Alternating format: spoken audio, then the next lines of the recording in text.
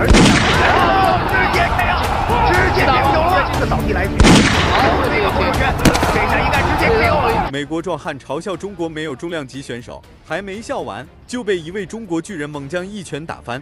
美国选手维吉尔来自美国佛罗里达州，据说此人性格极为恶劣，练拳走的也是野路子。果不其然，来到我们中国赛场后，居然当场嘲笑我们中国没有重量级选手，而且还说就连他家里养的猪都比我们中国选手够分量。中国巨人猛将修鹏程对此表示，一个在美国不成什么气候的选手来到我们中国叫嚣，谁给你的胆子？可别等会在擂台上被我打得哭鼻子，到时丢你们美国人的脸。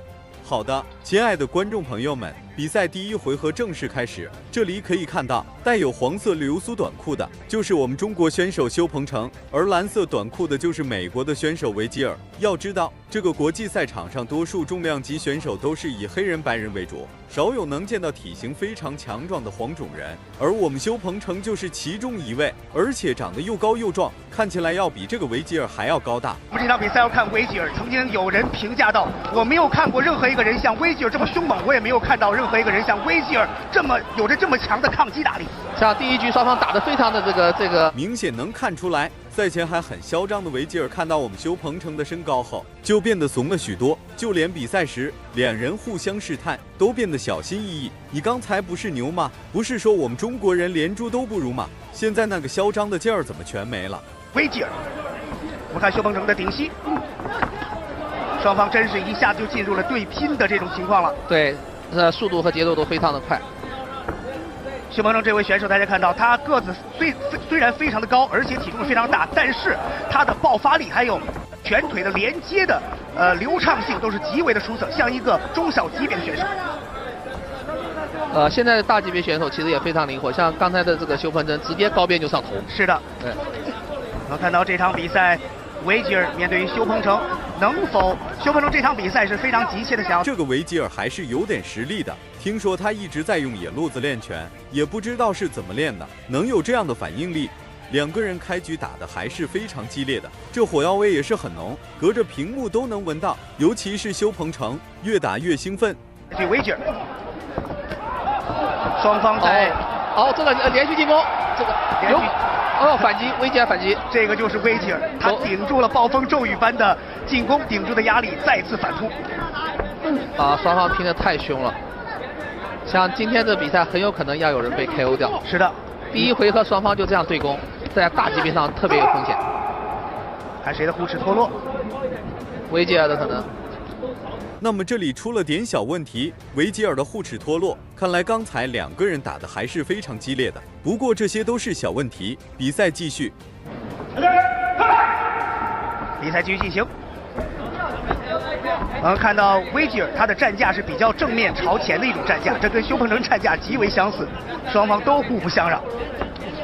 顶扫踢来自于维吉尔，后手拳修鹏程，而且两位选手直接 KO， 直接。这里修鹏程一拳击倒维吉尔，裁判赶紧过来读秒，然后我们修鹏程也是提前止住了进攻的节奏，看来是对刚才的那招重拳十分的自信。被裁判处罚要过掉2个点。是的，我看到维吉尔的反扑，修鹏程能否顶住维吉尔的反扑呢？但实际上更危险的是维吉尔，如果是修鹏程抓紧时间可以再度击倒他。是的，双方还是在一个中间距离，非常危险的这个，对，连续的重拳以及重。好的，比赛来到了第2回合，让我们看一下这个维吉尔在经历过修鹏程的一招重拳之后，是否能恢复过来。不过看他的样子，继续打应该还可以，只不过这个进攻节奏上可能会因为那一拳留下心理阴影。又是一拳跟刚才一模一样，但是没有打到高扫踢。现在维吉尔想要找机会进行反扑。看到修鹏程啊，他的场外的指导在说真的假的混合起来的，有这个很危险，这个维吉尔危险。对，维吉尔身体流的是印第安勇士的血，他是来自于美国，可以说是印第安保留区的一位真正的印第安战士。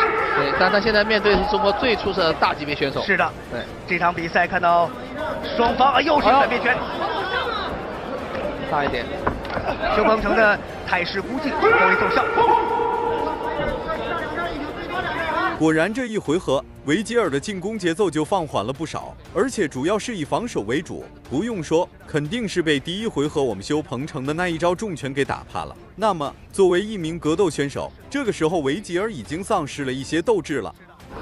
昆仑决的比赛规则是鼓励这些比较激烈的对抗，是的，所以这也比较凶险，然后很多这种著名的运动员在这里被 KO 掉。是的，这场比赛作为上海全明星的开山之战啊，真是已经让全场的观众大饱眼福了。修鹏程刚才假动作想要起前腿的高边腿，不知道是不是有后手拳隐藏在后面呢？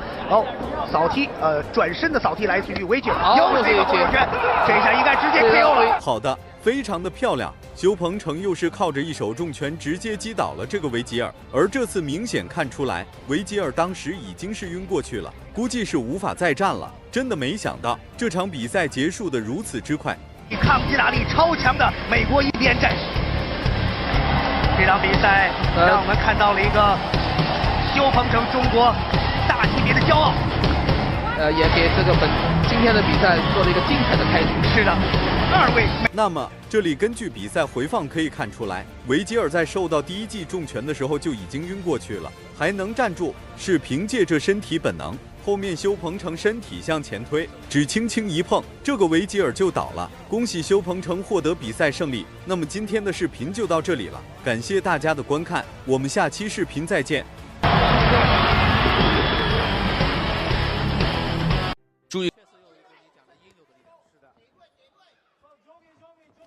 哦，你看，前2拳都是扫着脸打到了，伤害是不大，但是这个控腿好机会，但是对方这个反应速度也不慢啊，抽腿抽得很快。来，我们的魏宁辉还是要在拳上找时机。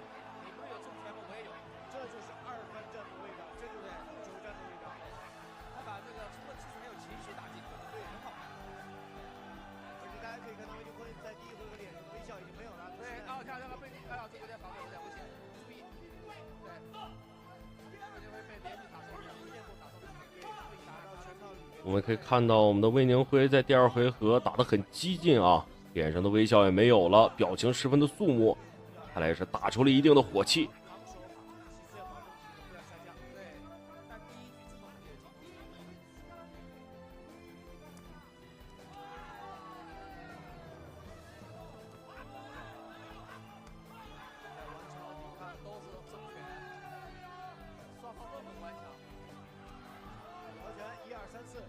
魏宁辉现在拳法真的是算是专业级别的拳法了，因为他很清楚的知道要自己打什么拳，而且能够回路，而且能发出力来。接腿，击拳，做高爆头的动作就是骗对方。我们可以看到魏宁辉一直在以一个高爆头的技巧在打对方，骗对方打拳，少用脚。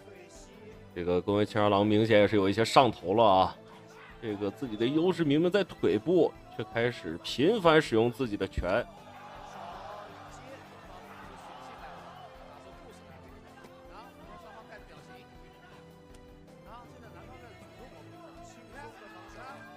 其实大家看魏宁辉在防守的时候，眼睛是在看对方的，所以这不是失控的防守，这是在找机会。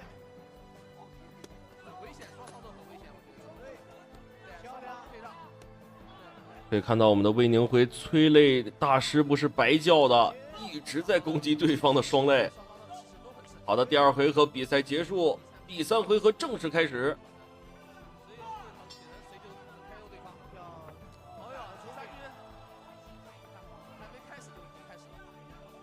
这个双方的进攻欲望真的是一回合比一回合强啊！哎呦，漂亮，好时机！魏宁辉又笑起来了。这个看来节奏已经被我们的魏宁辉牢牢抓住了。宫卫千二郎现在也是有一些恼羞成怒，但是他应该是没有什么机会了。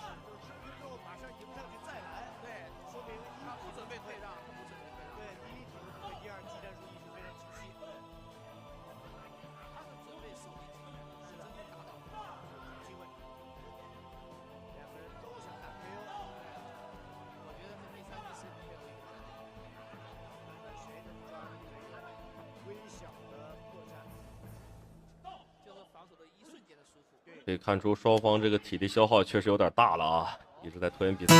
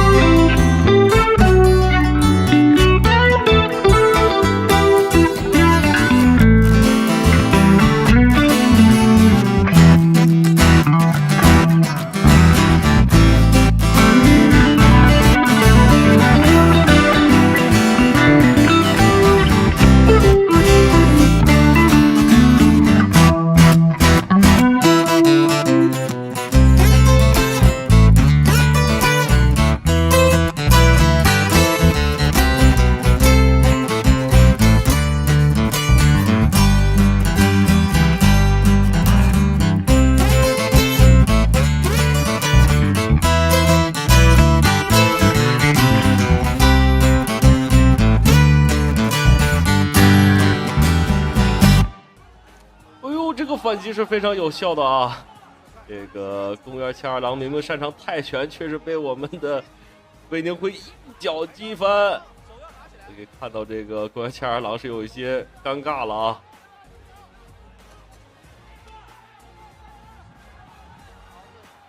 好的，非常凶猛的一波对拼。我们来看看双方谁的状态更好。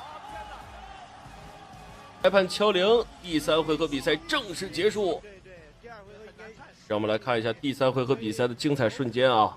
双方在整场比赛打得都很迅猛，不愧是我们的催泪大师。魏宁辉真的是太强了，身体素质太好了。这个我们也都知道啊，一般跟泰拳选手比体力可能是一个比较不太可能的事情，但是我们的魏宁辉做到了。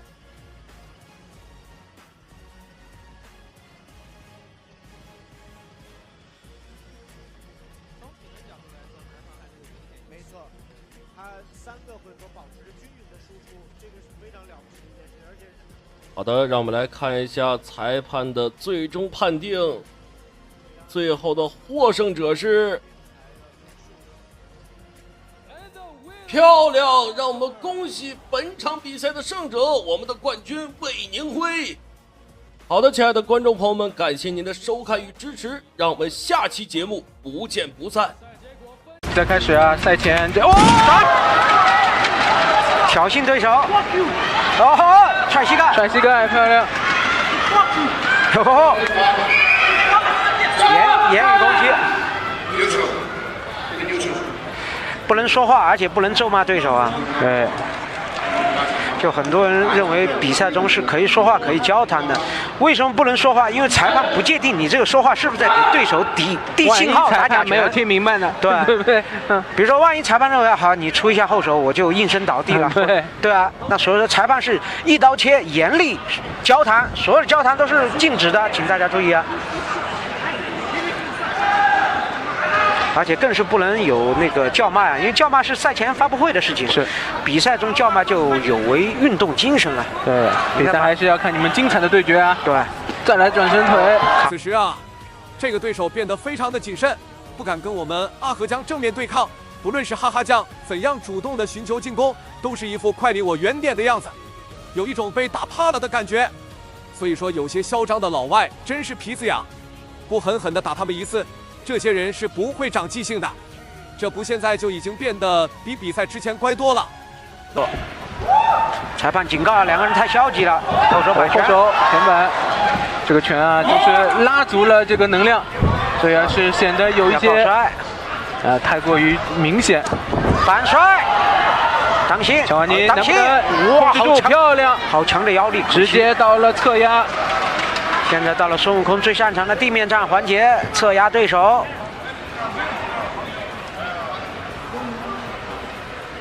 那么此时啊，两人其实已经经历了一段时间的地面缠斗。其实啊，这是一个拼耐力的过程，而且还需要足够的经验才能挣脱开来。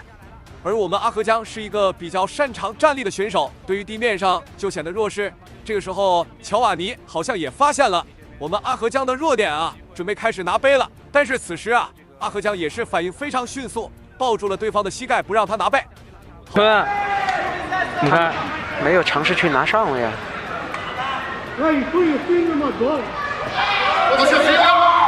裁判警告，手指头不能插对方消化道末端。因为对方的身体所有孔洞啊，比如说面部的七窍、双耳、双眼、双鼻孔，单口是不能插的，还有消化道末端，还有对方身上的伤口也是不能插的。对，这边乔瓦尼抓着一个木村的把位，想要尝试着往十字固或者这个反向逆向的三角去拉，是他一直在尝试这样的降服，降服。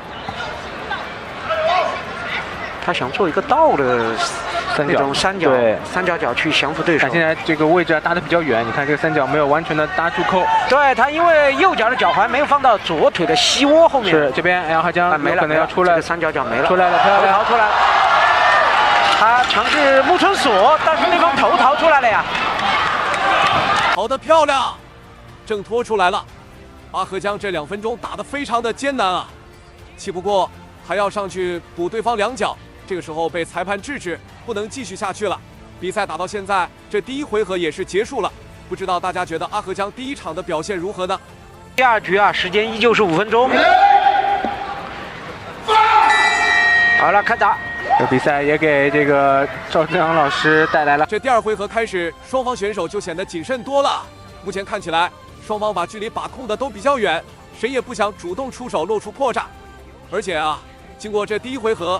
双方也都是看到了自身的这个强项和弱项。巧合的是，双方还都有在各自弱点上克制对手的优势，这个就很有意思了。但是2个人打的都是比较稳健的，不过还是希望我们阿河江尽量把比赛节奏提得快一点，不然这个时间拖得太长，倒是给了这个乔瓦尼机会了。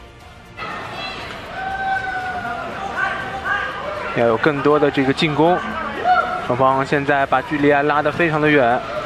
阿河江，你看这个出腿啊，包括前手的试探，像极了康纳麦克雷格。出腿。可惜康纳的这个致命的左拳，目前还没有看到。对，后手击服。因为康纳的前手的这个拍击啊，是为他后手的致命的左拳的重击开路的。是，那才是他得意技啊。低扫漂亮，踢得好响亮。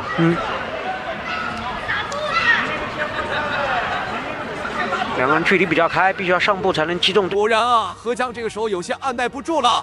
哦哟，这一拳打得非常重啊！这招后手重拳，想来是对拼的时候用的很少的招式，虽然力量大，但也容易空。好的，再添一击高扫。不过这个时候对手已经有了防备意识了，再想来一次迅捷的进攻，就不一定能打到了。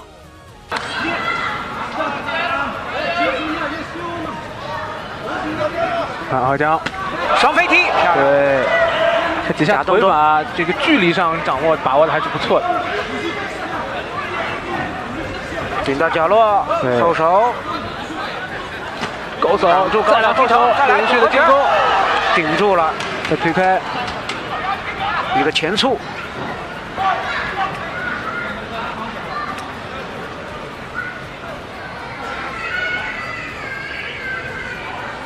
双方把这个比赛节奏拉得很慢，但是大家都是把所有的注意力都放在阿河江的进攻上面。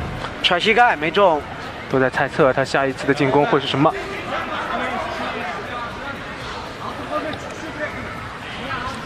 哇！再来一个腾空的飞踢，漂亮，漂亮！这腾空飞踢可不是所有人都能打中的，这时候被顶到了，昨晚你还是会非常痛的。而且这第2回合开始敲完，你就一直在拖长比赛节奏，这个时候也是有些松懈了，被我们阿河江抓住机会，狠狠地暴踢了一脚。弱于想用腿法干掉对手啊！阿河江有功夫捋一捋头发。还剩2分钟多一点，再来！哎呦，又是一脚！可以看出来，这个乔瓦尼一直在拉长2个人之间的距离。阿河江则是步步紧逼啊。这个敌退我进，我们阿河江还是懂得这个道理的。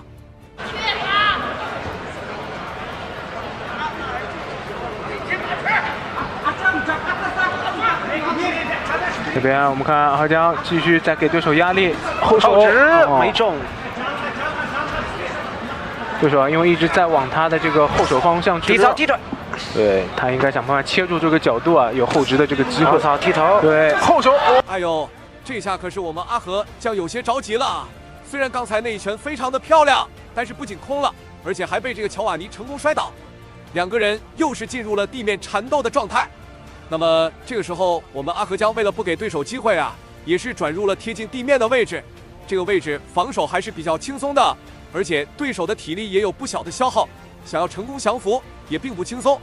的进攻，这边想办法先要过腿啊。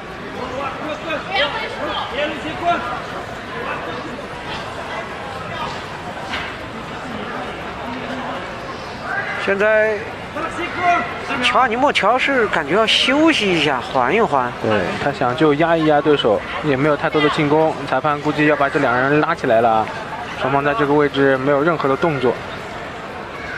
哎呀，这真是让人哭笑不得呀！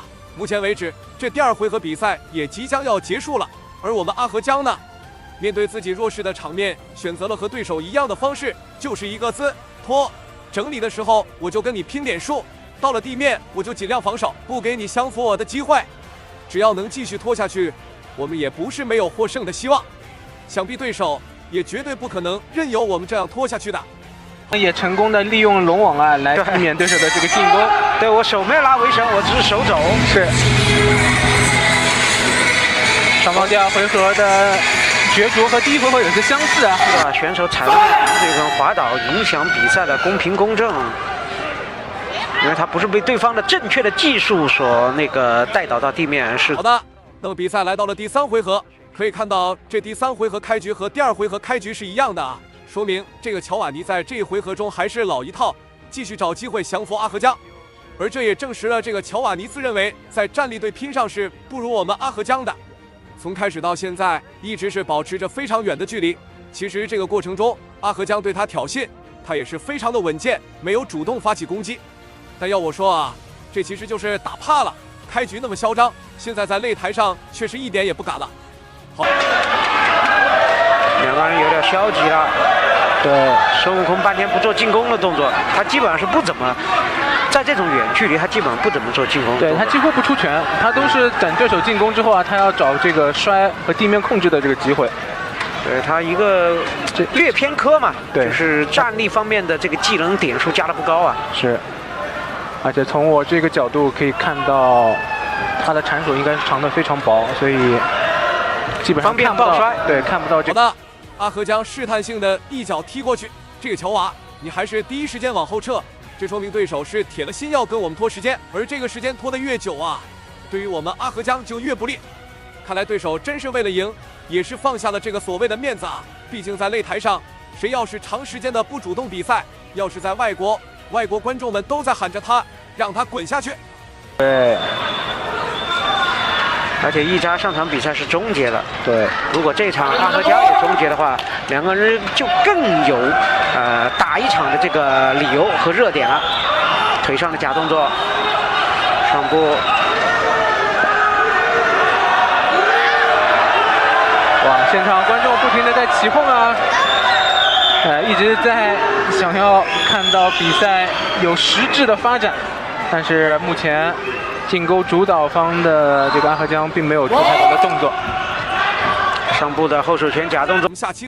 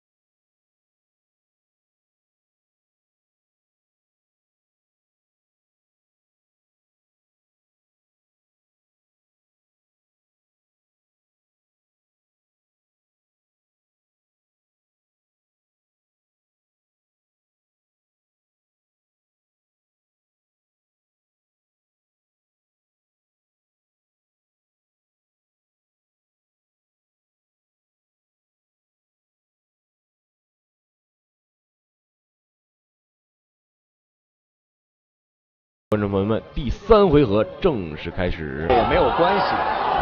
看来我们的这个顶尖的职业选手，这种职业意志品质啊，非常非常的值得。此时啊，咱们可以看到，白金斌虽然胳膊断了，但是这个顶尖高手毅力方面是真的很强啊，丝毫不减这个士气。白金斌是用自己的这个后背啊来挡对方的扫踢，因为手已经没有办法防御了啊，这个问题。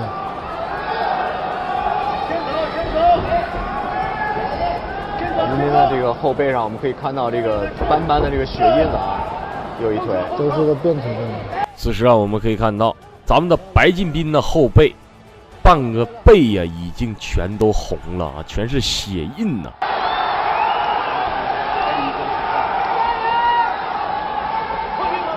看这个好的，漂亮。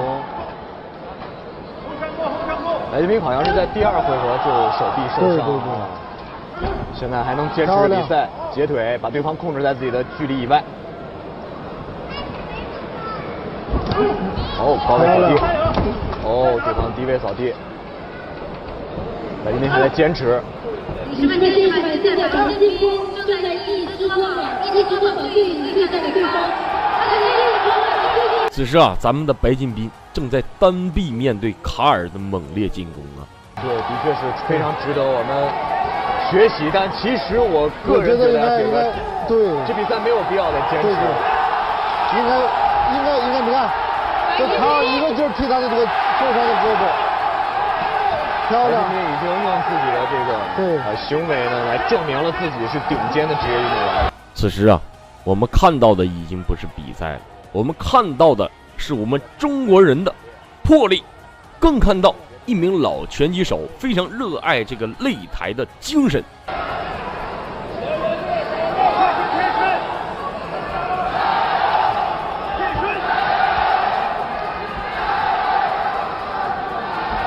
白金斌还在坚持，说实话，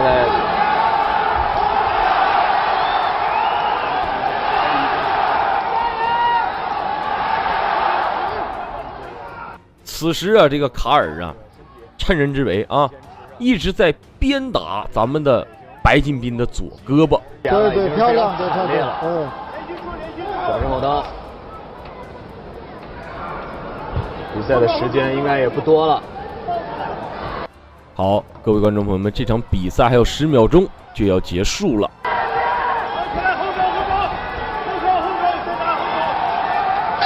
好，各位观众朋友们，这场比赛到此结束了。让我们看一下这局的精彩回放。通过这场比赛啊，咱们来分析一下啊，这局比赛白金斌完全展示了咱们中国人的魄力，中国人的血性，更看到了咱们中国选手对于比赛的体育精神。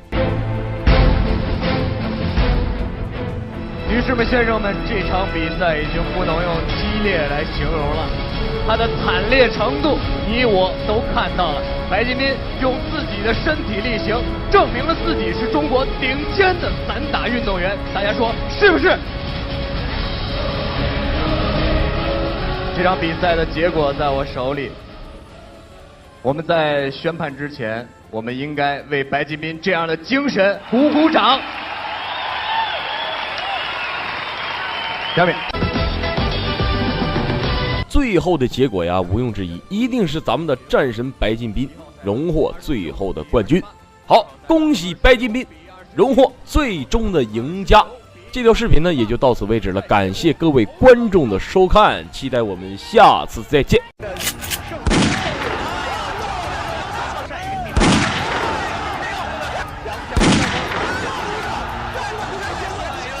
美国拳王挑衅中国选手，被连踢3脚爆头，吓得屁滚尿流。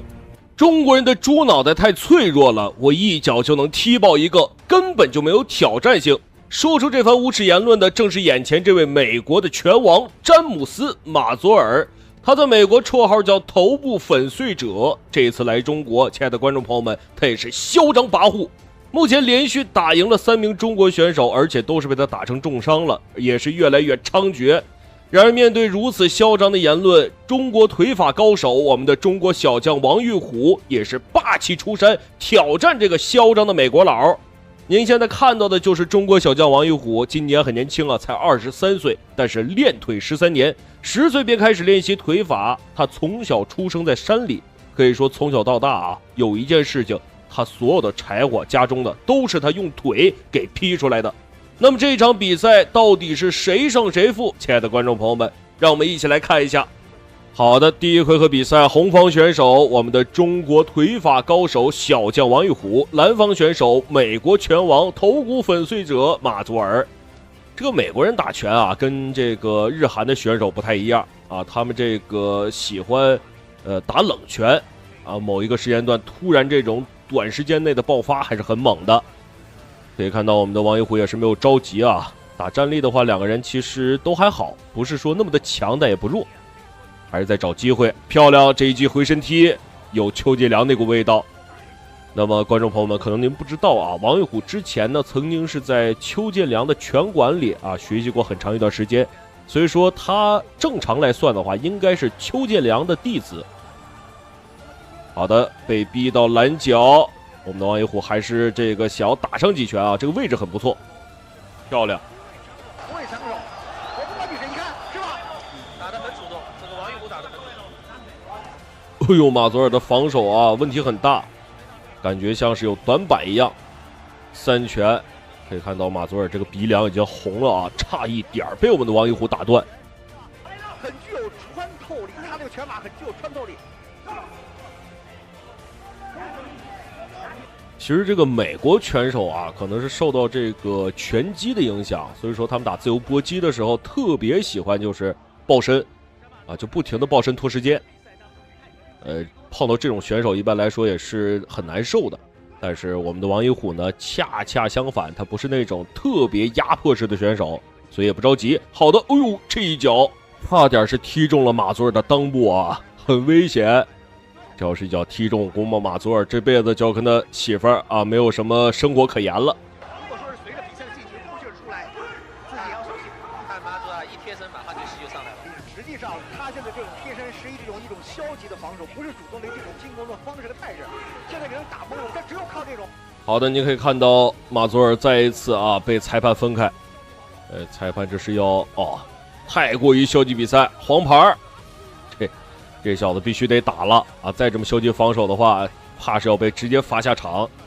哎呦，马佐尔再一次被这个裁判分开了，裁判可能也是有些生气啊，黄牌都已经亮出来，竟然还这么打比赛。有的这种后发力的这种情况，对于王玉虎呢也是不利。对，王玉虎逃得好，自己体力很强。第一局的比赛啊，特别的。好的，亲爱的观众朋友们，第一回合比赛正式结束啊！第一回合比赛打的还是很凶的啊。双方选手都展现出了这个差不多的应有的水准，但是我相信我们的玉虎可以在第2回合打得更好。我们可以看一下回放，在这个第1回合虽说啊马佐尔这个消极防守，但是在这个空档中，我们的玉虎还是打出了很多的这个有效击打。好的，第2回合啊，马佐尔也开始这个逐渐的严肃起来啊，没有之前那股嚣张劲儿了。当中呢，王玉虎也是2到3次的侧踹腿。之所以到第2回合看见这个王玉虎采用这种战术和打法，就是体能有一些问题。这个很漂亮，可以看到我们玉虎这个腿啊，特别的有力量。那么他以前劈柴的时候也是早上醒了啊，先劈1000块柴，然后中午再来500块，晚上再来1000块，这一天才算是过去。所以你可以看到他这个腿啊，特别的有力量，肌肉很厚。安迪苏瓦呢是非常的像，就是以左右的平勾、击鼓勾拳，皆以低扫踢。那这场比赛他出的这个直线的拳法。现在王玉虎回合这种开局，我们没想到原因就是体能下降太明显。第1回合冲的太猛，太猛了。他现在体能出现问题，你看现在他也出拳也不精。双方此时也是进入了一个白热化阶段，体能消耗还是很大的啊。我们的玉虎也是有一些乏力了。一番的压力啊，确实在第2回合看能不能在体能上盯下来。他要用腿法控制距离，不要近身。那么在这个比赛之前，我跟王玉虎也经过聊天，他说我们现在山东队打完冠军赛和锦标赛之后，呦，也许是这个马佐尔在前期太过于消极了，我们的玉虎也是打出火气来了，这一拳打的是结结实实啊。有一点，但他不会打内围。是的，所以还是是要保持这个詹马佐这个时候啊，重拳慢慢的显露出来了效果。长裁判庞洪超告诫这个王玉虎不要再搂抱，你再搂抱就对不要扣你分了。这个我们所提到在第一回合比赛里冲太猛，体能下降。对。这个实话实说，我也不喜欢这样的选手啊。这个只要一碰到马上就抱住。您可以看到，你看马佐尔又开始抱了，你这搁谁能受得了？已经是找回了自己的节奏。对于王玉虎来说，如果是跟詹马佐尔玩这样的节奏的话，对自己非常的不利。他不是想玩这种节奏，他是没体能。因为第一次打昆仑决，他不知道这3局3回合怎么打，怎么分配体能，这是不会的。昆仑决这个激烈的，他要对体能有保证。现在王玉虎非常奋力的进行。哎呦，这几击低扫好看吗？好看，拿脸换的，被我们的玉虎也数次直接命中头部啊！对，人家距离有这么高，这就是典型的体能下降一个征兆。看，自己腿都软了。刚才这太可惜了一点啊！刚才第2回合不仅仅是詹马佐尔慢慢的找回了自己的节奏，王玉虎的体能呢也面临着好的，第2回合正式结束，这个马佐尔啊，拳打得太窝囊。也不知道这种人是怎么被评为美国拳王的。可以看到马佐尔这个战力打的其实挺一般的他这个可能是各项实力都很平均吧。让我们来看一下第3回合，我们的玉虎能不能 KO 这个嚣张的詹姆斯马佐尔。裁判也是看不下去了，这疯狂的抱身，已经是第3回合了啊。那这一点的话，就是像荷兰那些运动员之类的，我觉得他们是全部3个。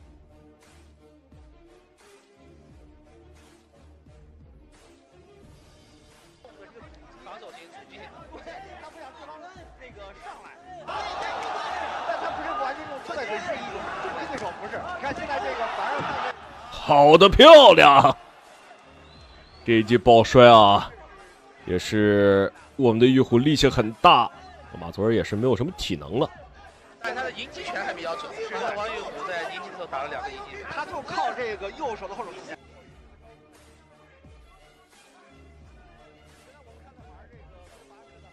这拳腿中有是吧？一个体能好的原因，再一个他从第2回合已经慢慢的找回自己的状态，到第3回合完全控制王玉虎。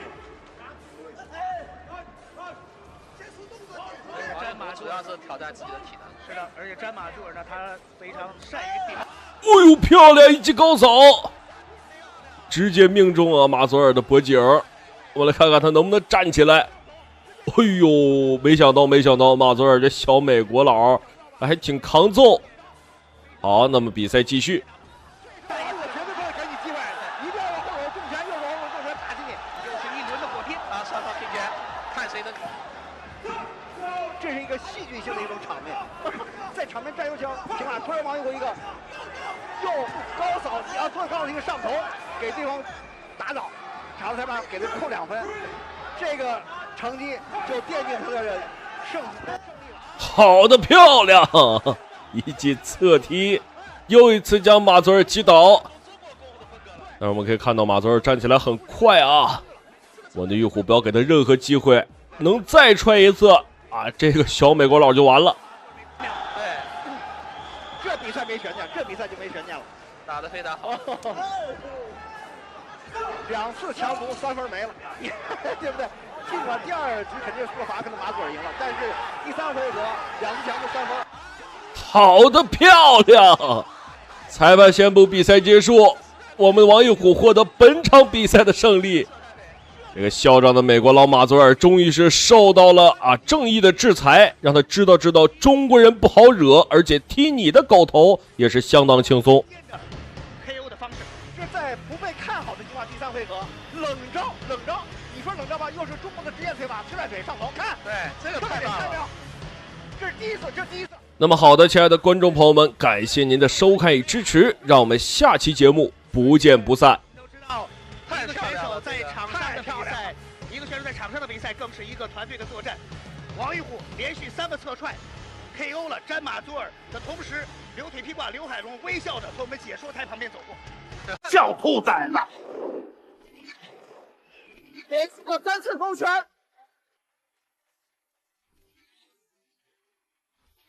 KO。泰国百胜拳王在比赛过程当中疯狂吐舌头蔑视中国小伙，结果下一秒惨被乱拳打断舌头，当场猝死擂台。他是泰国百胜拳王兴当，号称是全泰国有史以来最硬的男人，有着超过300场以上的作战经验，来华8年，豪取24连胜，未尝一败。您可以看到他这一上场啊，哎呦，这也是泰国人特有的肤色啊，黑得发亮。那么在赛前呢，这个兴当也是疯狂挑衅，我来华8年未尝一败，你们中国人难道都是吃屎长大的吗？如果让我说啊，你们在擂台上见到我，最好是磕头投降，我还可以让你们活着走下擂台，简直就是嚣张至极。我们的中国小伙胡正听说了这个兴当的嚣张挑衅之后，决定霸气迎战，好好看一看这个兴当到底是肉做的还是铁捏的。好的，亲爱的观众朋友们，第一回合比赛正式开始。我们可以看到红方选手我们的中国小将胡正，而蓝方选手则是泰国百胜拳王兴当。双方一开始啊打的就这么狠，看来都带着怒气啊。我们胡正的话很好理解，对手侮辱我们中国人啊，这个兴当打这么猛，不知道因为什么啊。好，你可以看到我们的胡正也是特意拔了一个罐啊，过来对抗这个兴当。兴当还是老练。那么这个兴当呢，毕竟是号称啊泰国最硬的男人，有史以来最硬啊，也就是说他这个抗击打能力比泰国的罗唐啊、波球啊都要强啊，也不知道是真是假。让我们的胡正好好的来看看这个兴当的分量。我们的胡正呢，也是外加功夫的一名弟子，所以说练这个硬气功很厉害啊。据说徒手劈砖啊，一上午能劈200块，真的是很厉害了。好的，双方再一次对拼，这个兴当多少是有点小脚不干净啊。可以看到裁判刚才是阻止了2个人，这个兴当多少是有点搂抱中啊，不停的起膝。是，早几年啊，兴当曾经在比赛中啊，让他的对手防守的一条手臂啊直接断掉，好狠。由此可见，他最硬的这个称号，绝非浪得虚名。好的，面对成名已久的兴当，我们的胡正并没有害怕啊，而是不停的在比赛一开始就迎击对手，啊，打的还是很精彩的。兴当也是不停的后撤，打这个后手反击啊，漂亮抓单腿。逼到篮边是一个很好的策略啊！打泰拳选手不要在中场去打啊，很吃亏。说得好，好，要继续贯彻自己的压迫性打法。但是兴当的这种高扫啊，也是非常快、非常冷的。胡正现在一直死咬。好的，连续的组合拳，我们的阿正啊，咬的还是很死的。打泰拳选手就是要黏一点，不能给对手太多的机会和空档，不能让他思考。这个泰拳选手一旦思考啊，这个事情就会变得很麻烦，对手就会变得很强。比如说我们的中国泰拳王世界冠军邱建良。好，继续连续拳法的输出。胡正也是看得非常的准。好的，第一回合比赛结束，这个双方打的还是很凶的啊。兴当呢有点小瞧我们的胡正了，可以看到比赛一结束啊，呲个大牙，乐得很开心啊，觉得我们的胡正小将自己只是在陪他玩而已。但是您可以看到，在第一回合的时候，我们的胡正打得很凶的，是没有给兴当太多机会的。可以说，虽然年纪小，但是这作战经验可不少。好的，让我们来看一下第二回合双方选手的精彩表现。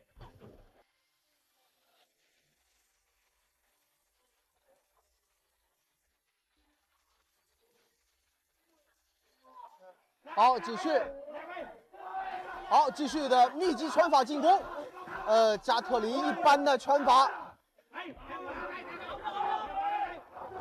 我觉得兴当目前是有些膨胀啊，也可以看到不停的啊对着我们的这个胡正保持微笑啊挑衅啊，觉得哎小伙子打得很不错啊，但是跟我老将相比还是差点意思，这种意味很明确啊。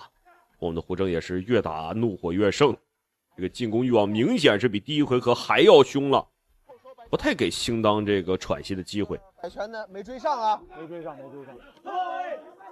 好，胡正的拳法从各个点、各个面去击打兴当，轰击兴当的头部，轰击兴当的躯干。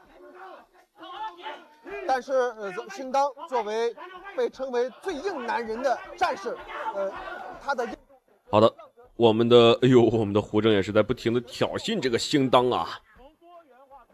兴当这个节奏被我们胡正彻底打乱了，有一些不知道该怎么打了。这个遭遇小鲜肉的对决，这绝不是。我现在啊就担心胡正的体能，因为你像这种高频次的轰炸机般的打法，其实对体能还是有着非常高的要求的。那当然了。我们胡正啊，这个身形优势其实跟兴当来比的话，也确实是势均力敌。兴当也是找不到什么太能占到便宜的地方。你可以看到啊，双方只要一搂抱，兴当就起膝。这个多少是有点泰拳选手这个后遗症啊，因为他们这个规则里，这个互相搂抱的话还是可以起膝的。意识是非常好的，吃到对手的进攻马上进。好的，第二回合比赛正式结束。这个第二回合，我们的胡正依旧是保持了一个很高的水准，这个进攻还是非常的凶的，没有给兴当什么破绽，也没有给兴当什么喘息的机会。所以说，兴当被逼到拦脚的这一瞬，确实打得很不舒服。让我们来看一下第三回合，我们的胡正跟对手兴当会给我们带来怎么样的精彩表现？一些伤害甚至是困扰，没错。而且两个人你看啊，拳脚相加，打得对方那个火花四溅。对，对于胡正来讲，这场比赛太重要了。不光是为他的师傅复仇，还有更重要的一个点。那么来到第三回合，双方选手这个体能消耗也是很严重啊，兴当打的也是有一点气喘吁吁的。但是胡正很明显，这个怒火吊着身子，依旧是不停的挑衅着兴当。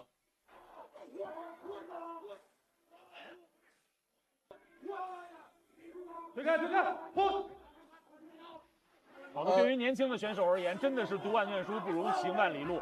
平时再多的，无论是训练技巧还是理论知识，都不如上擂台来一场实战。是，而且是跟经验这么丰富老道的兴当大叔对决，是一种享受，是一种释放。兴当的体能消耗很厉害啊，也是转为这个被动防守了，不停的跟我们的胡正拉开一个距离。哎呦，作为一个泰拳选手啊，我终于看到兴当出脚了，多少是这场比赛出脚频率有些慢，好的，反应力很快啊。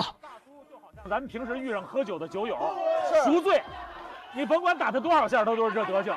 对，甚至他的面部表情表现得非常放松，更甚至还带着一丝戏谑啊，就让你看着挺可气的哈。没错，但是呢，你面对他的这种满不在乎的这种挑衅啊，你又没有什么特别好的办法。对，连续的重拳，这个兴当啊，真的是扛揍。我们的胡正这个连续的进攻没有对他造成什么太大的效果。哎呦！我的天哪！我这刚说这话，一记重拳将对手干挺。哎呦，这真的是让我没有想到啊！一记重拳，他为他的师傅完美的复仇，他击败了兴当。胡正，牛逼！牛逼！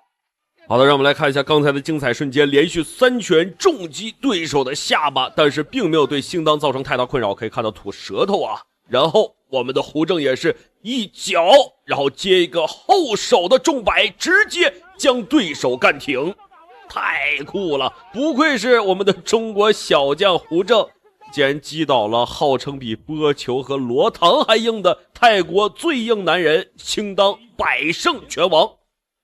好的，让我们恭喜我们的胡正获得本场比赛的胜利。那么亲爱的观众朋友们，感谢您的收看与支持，让我们下期节目不见不散。